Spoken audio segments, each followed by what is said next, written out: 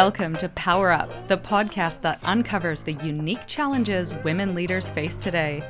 Join your hosts Nat and Kristen as we dive into the tough topics and provide actionable insights you can apply right now.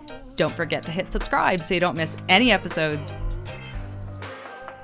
I'm sorry, but women apologize too much. And the topic for today was hidden in my first sentence, which was one of those multiple times a day where I think we accidentally use sorry as a filler word or unconsciously use it as a filler word, or to kind of soften our language or shrink our impact. And it has actually a real tangible impact on how we're perceived at work and in society as a whole. I'm sorry too that we're chatting about this. Women apologize more frequently than men. That will not come as a surprise. There's a cultural expectation that we're the ones that create social harmony. Therefore, we are more accommodating and apologize as a result of that. Today's society, at least, and probably previously, when you are in a position that lacks power, like up until very recently didn't have financial independence, when you are constantly in a position of weakness and you cannot be independent, you have to learn how to grease the wheels and smooth things over and be polite and be likable. And that has led to us all embracing some of these habits that were probably incredibly useful years ago, or if we're in that position, but don't always serve us in different situations. There is a gender apology gap that we can often apologize, up to 3 times as an average man does. And I think I read a story about some office started a sorry jar, which $1 every time that you said sorry, as opposed to swearing, which is a thing, having a swear jar, as many will know. But this one team raised $20 in one day because that's how many times they've said sorry. I'm like, yep, that's about right. That's about right. Well, and it's true. And I think it's like that language, how language works as well, where we all say is not a natural thing. It's just a learned sentence filler, and how we change our vocal fry, all of those things are just learned because we are little monkeys and we pick up on each other's things and we mirror each other's behavior. And so sorry has become really unconscious for a lot of us. But it's got costs, and there are real costs to women doing it. There's this pattern of us always assuming the blame. Like, that word has obvious connotations to it, right? So there's this pattern of us assuming the blame and responsibility when we may have intentions to simply be polite, or if you have used it as a filler, like you said. Therefore, it reinforces a power dynamic that is not good for women. It disadvantages us, particularly in promotions, but also when negotiating. So when we are seen as apologetic and do apologize out loud in the workplace far too often, there is shown to be a real detrimental effect on our pay negotiations, which is a problem. So we're talking about a real cost here over our lifetime. Yeah, I so agree. And I think all of us, our brains all work in that same way. If someone says sorry, somewhere in your brain, you may immediately make the connection to the other person in the wrong. Like, that's just how your brains work. So I have a friend who does this sometimes, and she's wonderful and is very helpful and very keenly aware of social synergies and everyone getting along. So if I pick up something and like take some rubbish out, she'll go, "Oh, sorry, I should help with that." I immediately go, "Oh," and then I'm like, no, you shouldn't. Like, why did you just position yourself in that boat? Because I immediately like, "Oh, she's dropped the ball." And then you go, "No, you haven't. This was not your job. I just picked up some rubbish and took it out to the kitchen." And I noticed that now, because we've been thinking about this topic, how your immediate reaction to that, you actually have to unwind that in order to address the bias that it creates. But actually the simplest solution in this case is just to actually stop saying it when we don't mean it. I know that the last time I was called out for being sorry or saying sorry, which I do, and fair, like, I'm a Canadian and apparently we do say sorry quite a bit, was this event in Sydney. And I did the event, and I am in a position where I want people to enjoy themselves. And if there's little slip ups or if I make a mistake, that is an unconscious reflex that I have. I'll say, "Oh, sorry, you're right. Let me hand out the sheet. You don't have the right sheet." Or, "Oh, sorry, this." And I am literally teaching a mini masterclass on executive presence, and I've unconsciously apologized twice. I didn't pick up on it. We're even chatting about how to use direct communication and language and not apologizing for interrupting people. And I unconsciously said it twice and was called out in the crowd very nicely of, you just said that. And I thought, oh my gosh, yeah, I did. And I was in a position where I wanted them to enjoy it, and therefore maybe I've got this persona where I happen to do that. I don't know, but that was great to be called out on that. I also like that you say sorry. Sorry. Yeah, I know. I wanted to find some Canadian stats, but I ran out of time on the whole culture, because there are cultural nuances, of course. And I think, oh yeah, here we go. The Apology Act. Canadians say sorry so frequently that Ontario actually passed the Apology Act in 2009, making apologies inadmissible in court. So, Kristen, if and when you murder me, you cannot get away with it by saying sorry. No. But let's talk about when you should say sorry, okay? What are a few points for you as to when we should? I think when you've let someone down, and that could be in multiple ways, but I will start with when you've missed something, like when your behavior has a negative impact on someone else. So you could have missed a deadline, you could have dropped the ball on something, you might need to reshuffle something, whatever it is, but you have now had a negative impact on someone else's life. And I think this is really top of mind because we covered chronic cancelling a couple of weeks ago, and I think that makes me very sensitive to this stuff. But I have also been looking at the newsletter and looking up that, what is it? Never apologize, never explain philosophy.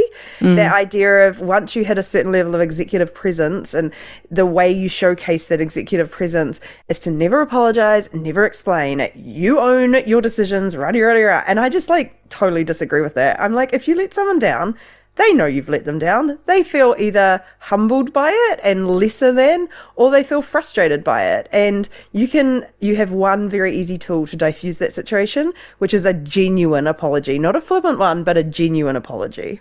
What about, to add to that, I'm curious on your thoughts of this acknowledgement of someone's feelings. So you've unintentionally hurt someone's feelings, and that is their lived experience. So they share that with you. And you know how, and I know this because raising children, it's like this, say you're sorry. They're like, so, they say sorry. Sorry. I'm sorry if you felt upset by what I said. Yeah, sorry if you, yeah, exactly. So sorry. Yes.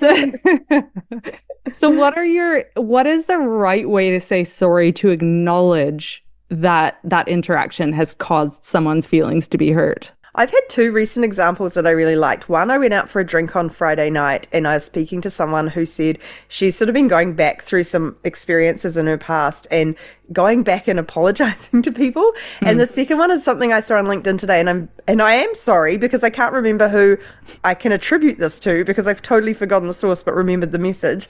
And that was the idea of being curious rather than sorry. And she said her friend had come up to her and said, I'm telling myself a story that I've let you down in some way, and I'd love to know the truth behind that story, and allowed someone to express first whether or not that was even the story. And I like that as a way of tackling that hurt feelings thing of I actually don't know what happens in your head when I say or do something, so I'm going to really get curious about what did happen and then deal with whatever that was, and it could be nothing or it could be something. So if my husband hurts my feelings and I say what you did there by not doing that really made me feel this way, I guess I'm getting at, should his words be, I'm sorry that you felt that way? That wouldn't be very helpful. I wouldn't love that. Or is it, I'm sorry that I made you feel that way? What are the right words nowadays? Oh, okay. Well, I actually think the second part of the sorry is the most important there, which is, it doesn't really matter the first part, I'm sorry you felt that way, or I'm sorry I made you feel that way. The second part is, I've realized when I say that, when I'm too direct, when I come straight at you, whatever, that leads you to feel that, and so next time I'm going to do something differently. Oh, it's the acknowledging. Oh, I like that. It's the I recognize what I did and here's what I'm going to do as a result, because if you just do that first part of I'm sorry, you actually haven't articulated or showcased that you understand what you're sorry for and that you care enough to do something differently. So I think it's that second part that's the most important. Love it. Okay. Love that. And then I think very good. Love that. I think another important time to say sorry is if you make a mistake with real consequences. And I remember that I made a mistake early in my career and cost the business $30,000. What did you do? Did you buy shoes or something? Yeah, I wish. Oh man, I wish.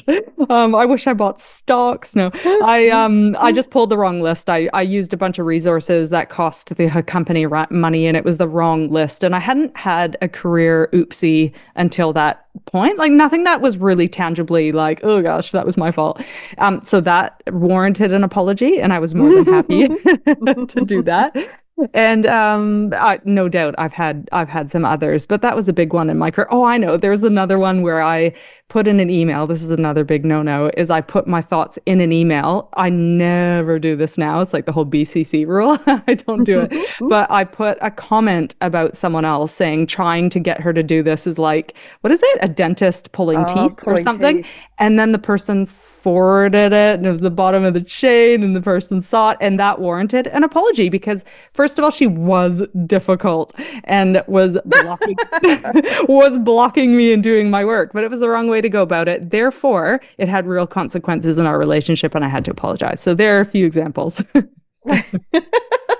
I love that you still think she's difficult. Like, she was.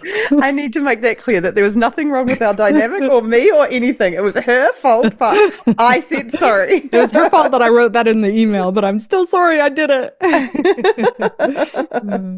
Other situations where you say sorry, I really like this again with that Friday night chat, the retrospective one, when sometimes in the moment we are in the drama triangle or we feel heated or we don't quite have that sort of 1,000-yard perspective, and you could go a couple of weeks ahead and something kind of niggles at your brain.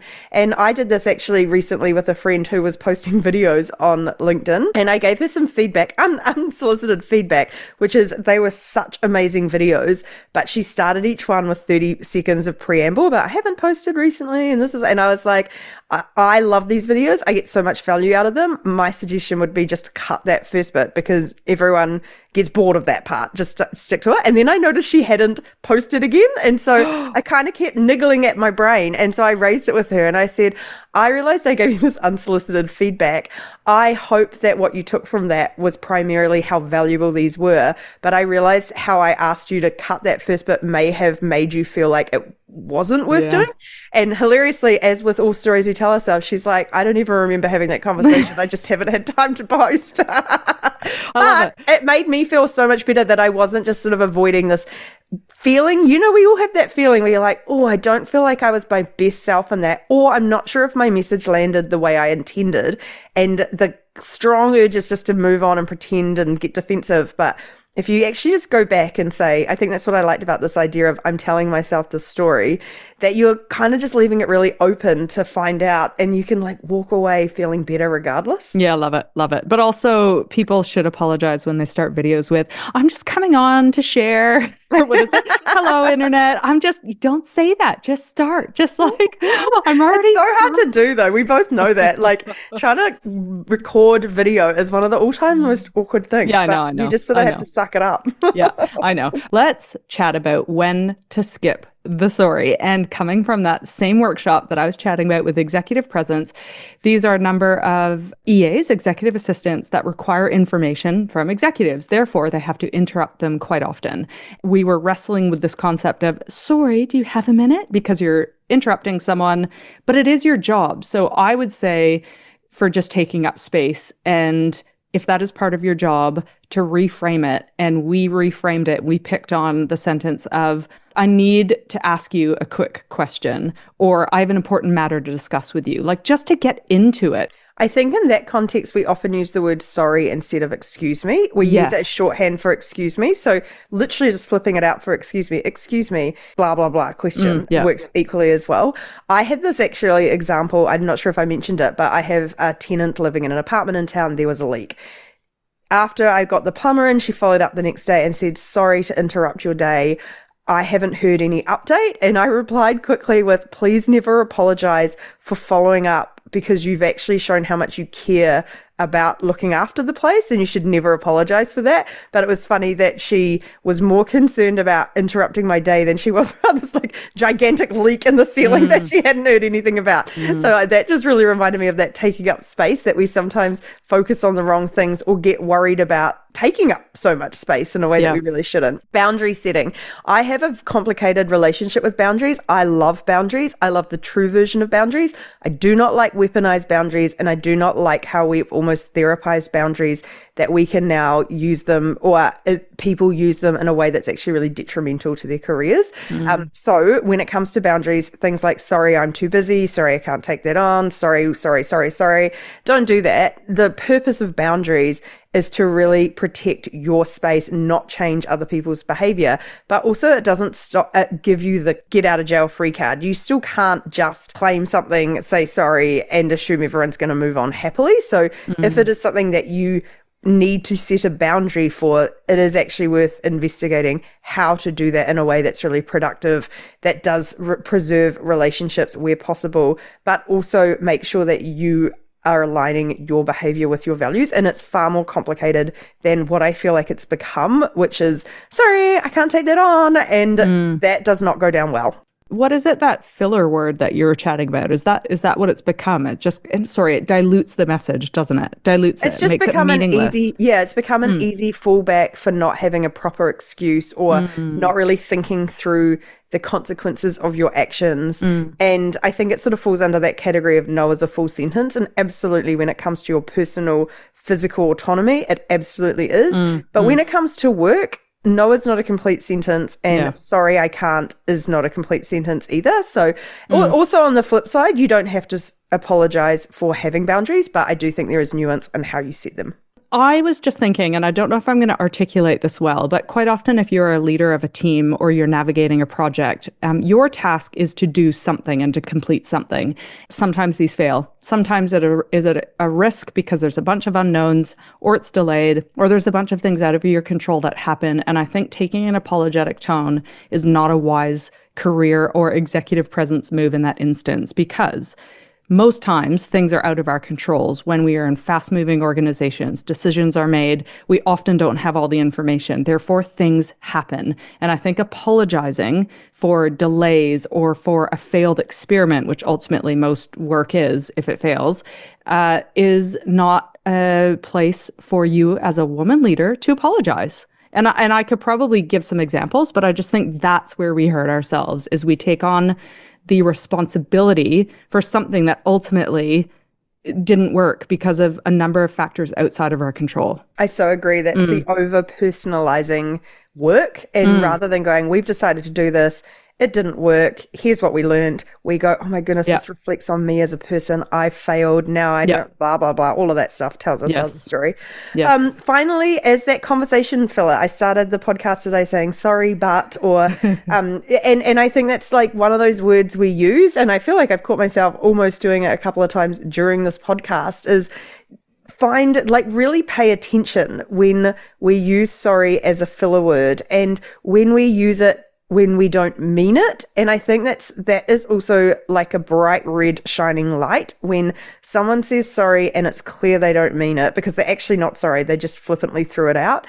It really undermines trust and confidence in relationships. So if you use it, as we are both very guilty of, as a conversation filler, nervous habit, filler word, whatever it is, I create your own swear jar, your own sorry jar, or just keep a little note and jot it down. And I know we've mentioned this before, but just jot it down.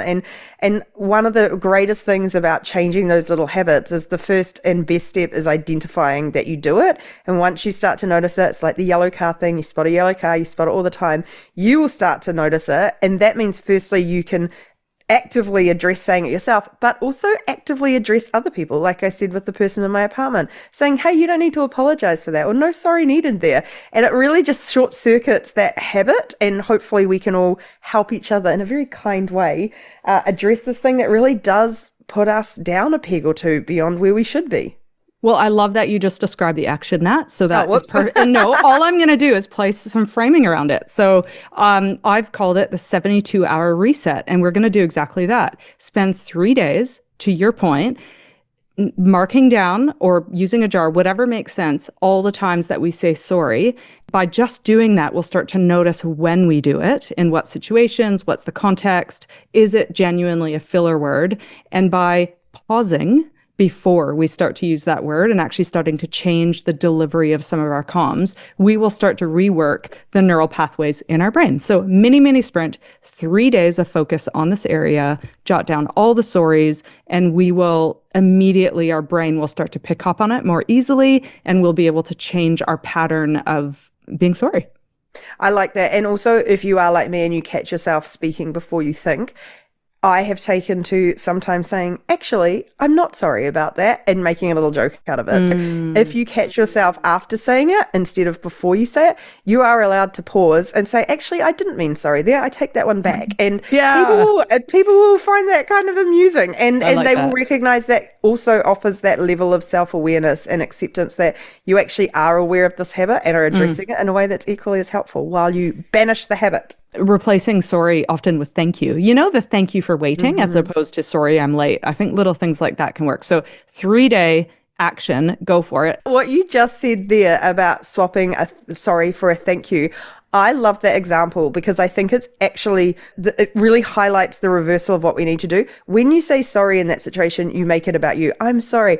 You're putting the emphasis on someone else to have to come back and reassure you. Whereas if you say thank you, you're putting the emphasis in the right place, which is to really give them credit for what they have done. And so that's why I love that example of sometimes the sorry is a way to justify or get support for our own guilt or shame or discomfort that we missed a deadline or whatever, whereas thanking someone really recognize where the credit is due. And I just really like that example. Love it. Let's use it in our 72-hour reset challenge. And we'll end on the quote, which is by Powersuit. And it's apologize for harm. Why are you quoting us? Yeah, apologize for harm, but not for having needs or taking up space or speaking up, because that's just being human. Is that from Kristen Lundman or Natalie Ferguson? That's Powersuit. Anyway, thank you all for listening. Please try the 72-hour reset challenge and pause and use thank you and take note of all those sorries. And let's not be so apologetic. And we will catch y'all next time. Bye.